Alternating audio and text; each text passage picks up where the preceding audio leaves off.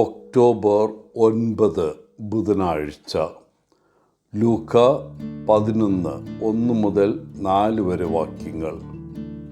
ഒരിക്കൽ രോഗിയായ ഒരാളെ അയാളുടെ വീട്ടിൽ പോയി സന്ദർശിച്ച ഒരു പുരോഹിതൻ അയാളുടെ കട്ടിലിനരികിൽ ഒരു ഒഴിഞ്ഞ കസേര വച്ചിരിക്കുന്നത് ശ്രദ്ധിച്ചു.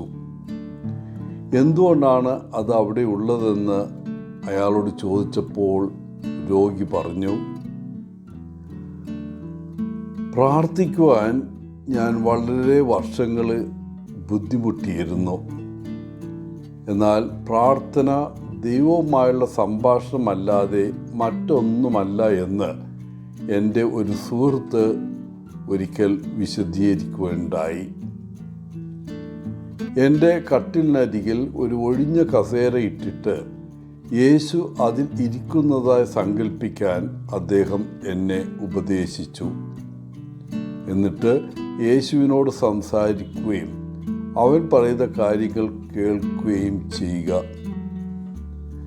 ഇങ്ങനെ ചെയ്തതിന് ശേഷം എനിക്ക് പ്രാർത്ഥനയ്ക്ക് ഒരു ബുദ്ധിമുട്ടും ഉണ്ടായിട്ടില്ല. കുറച്ച് ദിവസങ്ങൾക്ക് ശേഷം ആ രോഗിയുടെ മകൾ തൻ്റെ പിതാവ് മരിച്ചു എന്ന് അറിയിക്കാൻ പുരോഹിതൻ്റെ അടുക്കലെത്തി. അവൾ വിശദീകരിച്ചു, കുറച്ച് മണിക്കൂറുകളോളം ഞാൻ അദ്ദേഹത്തെ തനിച്ചാക്കി പുറത്തു പോയിരുന്നു. അയാൾ അപ്പോൾ നല്ല സമാധാനത്തിൽ കഴിയുകയായിരുന്നു. ഞാൻ തിരികെ മുറിയിലെത്തിയപ്പോൾ അദ്ദേഹം മരിച്ചിരുന്നു. പക്ഷേ ഫാദർ, വിചിത്രമായൊരു കാര്യം ഞാൻ ശ്രദ്ധിച്ചു.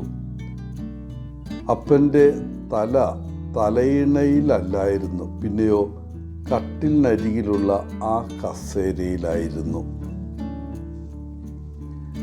ഇന്നത്തെ സുവിശേഷത്തിലെ യോഹന്നാൻ തൻ്റെ ശിഷ്യന്മാരെ പഠിപ്പിച്ചതുപോലെ തങ്ങളെ പ്രാർത്ഥിക്കാൻ പഠിപ്പിക്കാൻ ശിഷ്യന്മാർ യേശുവിനോട് ആവശ്യപ്പെടുന്നത് നാം കാണുന്നു.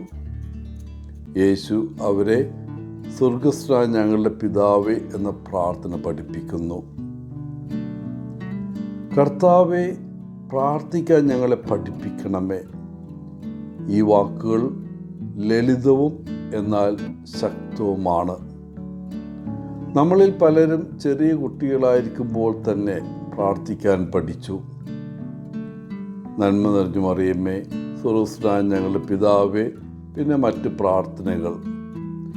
എന്നാൽ നമ്മൾ പക്വത പ്രാപിക്കുമ്പോൾ, കുട്ടികളായിരിക്കുമ്പോൾ പഠിച്ച പ്രാർത്ഥനകൾ ചിലപ്പോൾ അത്ര ചിന്താപരമായ പ്രാർത്ഥനകളായി മാറിയില്ല എന്ന് വരും.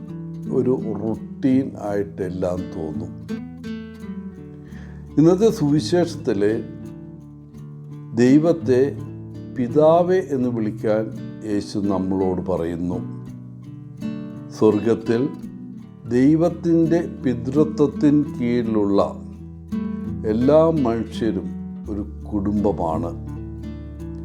നമ്മുടെ ദൈനംദിന ആവശ്യങ്ങൾ നിറവേറ്റുകയും നമ്മുടെ പാപങ്ങൾ ക്ഷമിക്കുകയും ചെയ്യുന്ന സ്നേഹവാനായ പിതാവ് നമുക്കുണ്ട്. അതിനാൽ തന്നെ നാം എല്ലാവരും സഹോദരന്മാരാണ്. സ്വർഗത്തിലുള്ള നമ്മുടെ പിതാവുമായി നാം ആഴത്തിലുള്ള ബന്ധം വളർത്തിയെടുക്കുമ്പോൾ അവൻ്റെ ഭരണം നമ്മുടെ സ്വന്തം ജീവിതത്തിൽ മാത്രമല്ല, ഇപ്പോഴുള്ളതും വരാനിരിക്കുന്നതുമായ ലോകത്തിൽ നിറവേറ്റാൻ നമ്മൾ ആഗ്രഹിക്കുന്നു. ഒരു കാര്യം ശ്രദ്ധിക്കുക, നാം മറ്റുള്ളവരുടെ പാപങ്ങൾ ക്ഷമിക്കുന്നില്ലെങ്കിൽ നമ്മുടെ പാപം മോചിക്കപ്പെടുകയില്ല എന്ന കാര്യം. പ്രിയപ്പെട്ടവരെ, നമ്മുടെ പിതാവ് എപ്പോഴും ദയയും കരുണയുമുള്ളവനാണ്. അവനെപ്പോഴും നമ്മോട് ക്ഷമിക്കാൻ തയ്യാറാണ്. നാം അവനെപ്പോലെ ആയിരിക്കണം എന്നാണ് പിതാവിൻ്റെ ആഗ്രഹം. എല്ലാവർക്കും നല്ലൊരു ദിനം ആശംസിച്ചുകൊണ്ട് ഒത്തിരി സ്നേഹത്തോടെ പോളച്ചൻ, CSSR from Kerala.